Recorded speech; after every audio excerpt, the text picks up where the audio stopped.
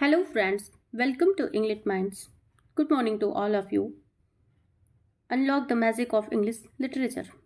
Today we will discuss on affective fallacy. The affective fallacy is a concept in literary criticism that argues against interpreting a text based on the emotions it evokes in the reader, coined by W.K. Wimsatt and Beardsley in their essay The Affective Fallacy 1949. This idea became a cornerstone of new criticism, a movement that emphasized the close reading of text without considering external factors like the author's intent, intentional fallacy, or reader's emotions. The affective fallacy is the mistaken belief that a literary work's meaning or value is determined by the emotional responses of its reader. It suggests that subjective emotions distort the objective analysis of literature, leading to misinterpretations. If a reader says Macbeth is a bad play because it made them uncomfortable, they are judging it based on personal emotion rather than its artistic qualities. The concept emerged from the new criticism movement, which dominated literary studies in the mid 20th century. New critics believed that literature should be studied like a self contained system, focusing on structure, language, symbolism, formal elements. They opposed reader response theory, which holds that literature is shaped by the reader's interpretation. Affective fallacy directly contradicts this approach. New criticism versus reader response theory. New critics meaning it's in the text itself. Reader response theorist meaning it created through the reader's experiences. Subjectivity leads to misinterpretations. Personal emotions are unreliable and vary from person to person. If two readers have opposite emotional reaction, which one is correct? One reader finds the wasteland depressing, another finds it inspiring. If meaning is based on emotion, which interpretation is right? Emotional response is not literary meaning. A text's artistic value is independent of how it makes readers feel. Some great works are meant to be disturbing or unsettling. Example Kafka's The Metamorphosis. Saying King Lear is a masterpiece because it makes you cry, ignores the play's language, themes, and structure. Universal literary standard if literature is judged by emotion, then all interpretations become equally valid, making literary criticism meaningless. New critics believe in objective analysis where meaning comes from textual evidences. While affective fallacy was widely accepted in the mid century, later theories challenged it. Reader response theory, Stanley Fish, Wolfgang Iser. Readers actively shape meaning based on their personal experiences. The emotional impact of literature is part of its power and should not be ignored. Frankenstein evokes fear and sympathy should be ignored. These reactions, postmodern criticism, no single interpretation is correct. Literature is a dialogue between the text and its readers. Some feminist and post-colonial critics argue that emotional response reveal hidden ideological biases in text. Today, most critics acknowledge that emotion do play a role in literary interpretations, but they should not replace textual analysis. The best approach is often a balance between new criticisms, close reading, and reader response theory, acknowledgement of emotional engagement. While emotions should not determine meaning, literature without emotional impact loses its essence. A great work affects both in mind and the heart, but criticism should be grounded in textual evidence, not just a feeling.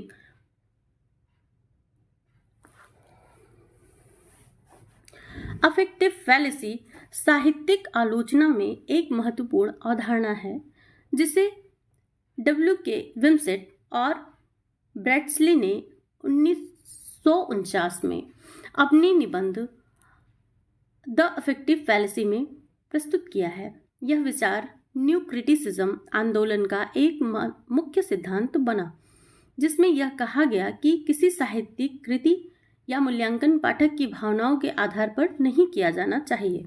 Affective fallacy इस गलत धारणा को दर्शाता है कि किसी साहित्यिक रचना का अर्थ या मूल्य पाठक की भावनाओं पर निर्भर करता है।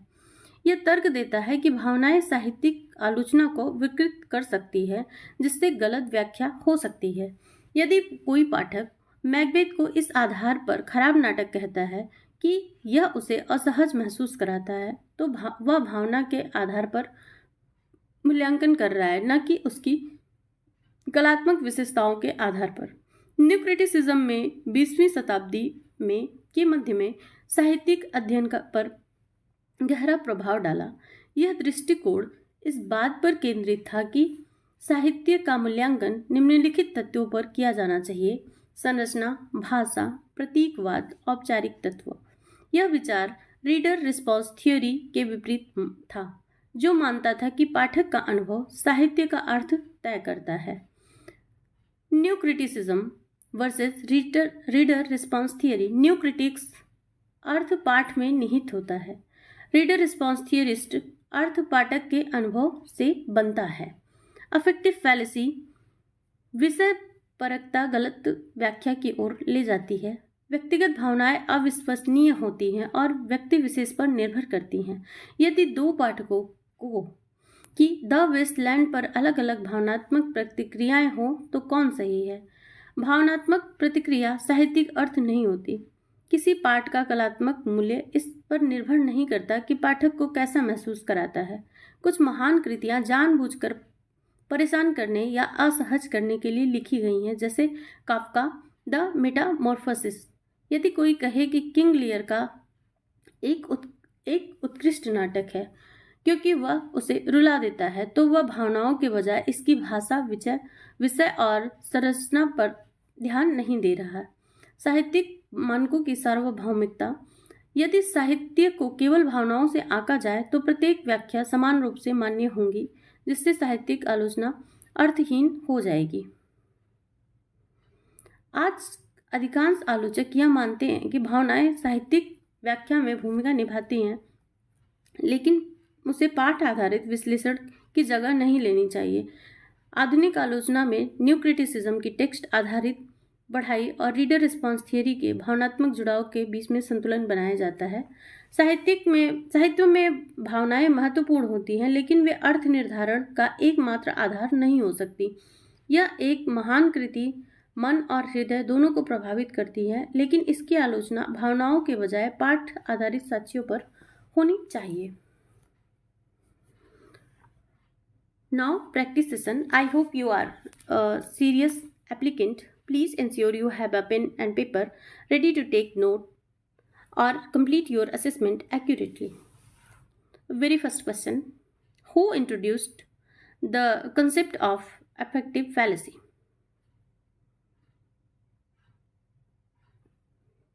Option C: Wimsatt and Beardsley. They introduced the concept of their essay, The Affective Fallacy, in 1949.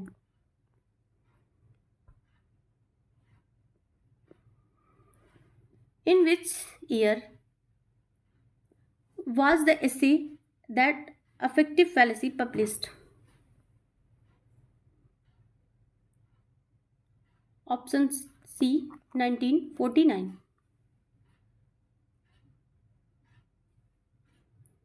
The Affective Fallacy was published in 1949 as part of New Criticism.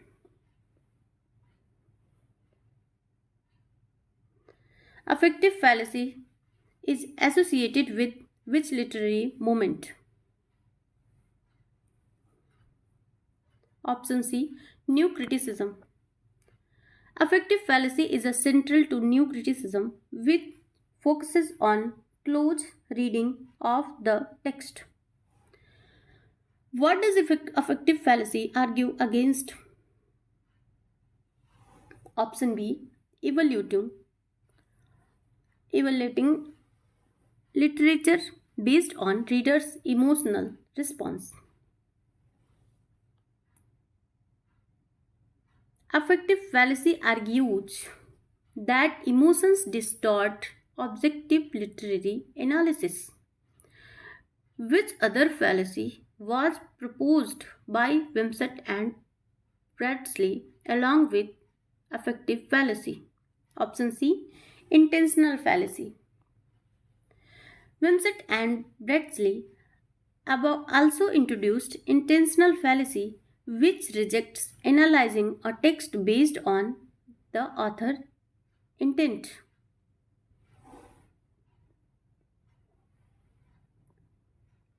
Affective fallacy suggests that literary meaning should be determined by option A, the text itself. According to new criticism, meaning should come from textual evidence, not emotions. Which literary theory opposes affective fallacy by emphasizing readers' emotional engagement? Option B. Reader response theory. This theory, led by Stanley Fish and Wolfgang Iser, argues that readers create meaning. According to new critics, what is the correct way to analyze a literary text? Option B. By focusing on its formal elements and structure. New critiques emphasize textual analysis without external influences. Who among the following was not a proponent of new criticism? Option C. Ferdinand de Saussure. Saussure was a structuralist linguist, not a new critic.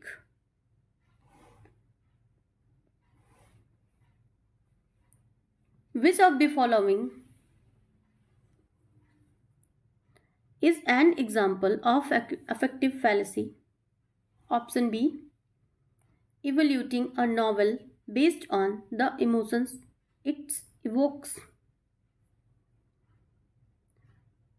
Option B. This is an example of affective fallacy as it prioritizes feeling over analysis. Wimsatt and Beardsley believed that affective fallacy leads to option B. Misinterpretation and relativism. Wimsatt and Beardsley argued that emotions lead to subjective and inconsistent interpretations.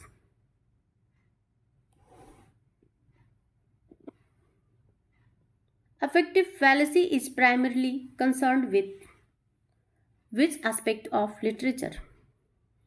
Option B. Reader emotional response. Affective fallacy is primarily concerned with emotions and literary interpretations.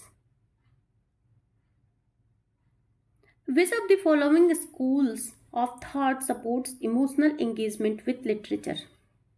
Option C. Reader response theory.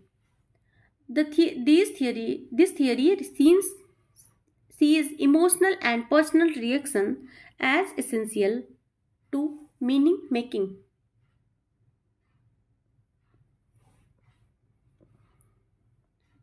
Which of the following is not a principle of new criticism?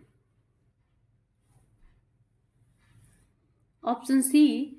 Considering the author's intention.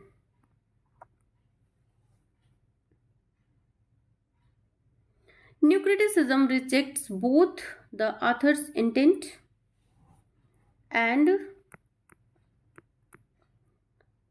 reader's emotions in analysis.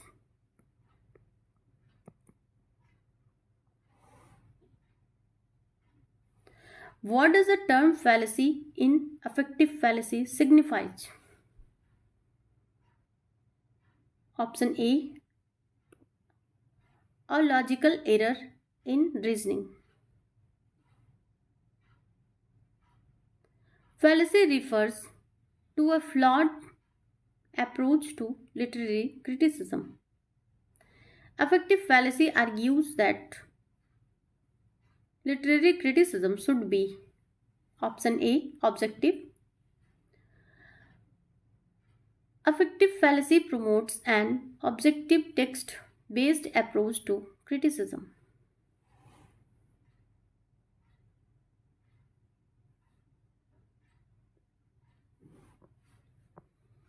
According to affective fallacy, if two readers have different emotional reactions to a poem, what does it indicate? Option C, emotional response are unreliable for interpretations.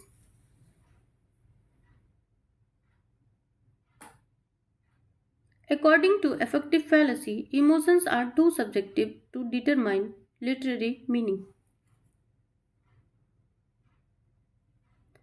What is the relationship between affective fallacy and intentional fallacy? Option B, both reject external influences or textual interpretations.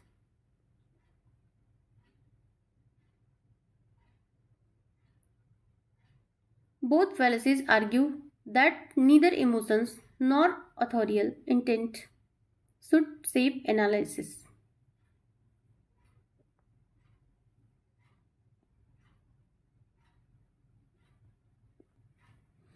Which of the following is a critique on affective fallacy?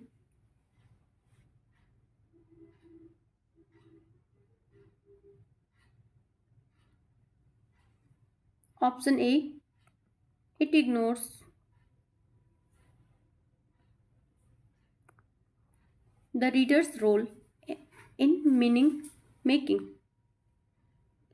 Which literary theorist is associated with reader response theory, which opposes affective fallacy? Option A, Stanley Fish. Fish was a key figure in reader response theory, which opposes affective fallacy. The primary focus on affective fallacy is to prevent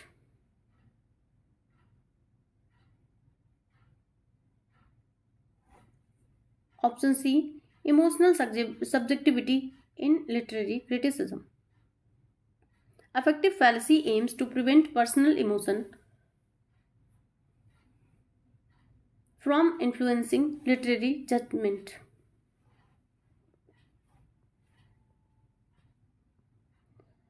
What is the key difference between new criticism in and reader response theory?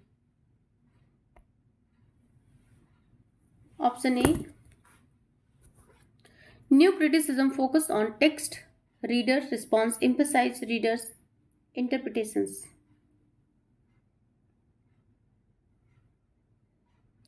New criticism is text centered while reader response focuses on individual experiences.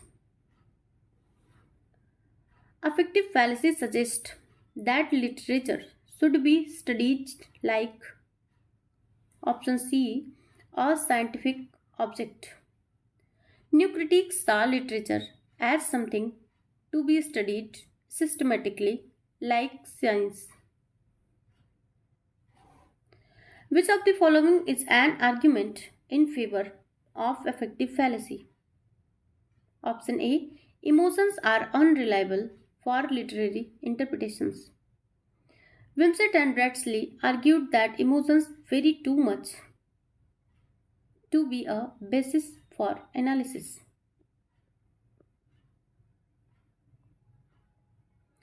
How does affective fallacy influence modern literary studies? Option A, it reinforces objective literary analysis. Affective fallacy supported analyzing literature based on structure, language, and form.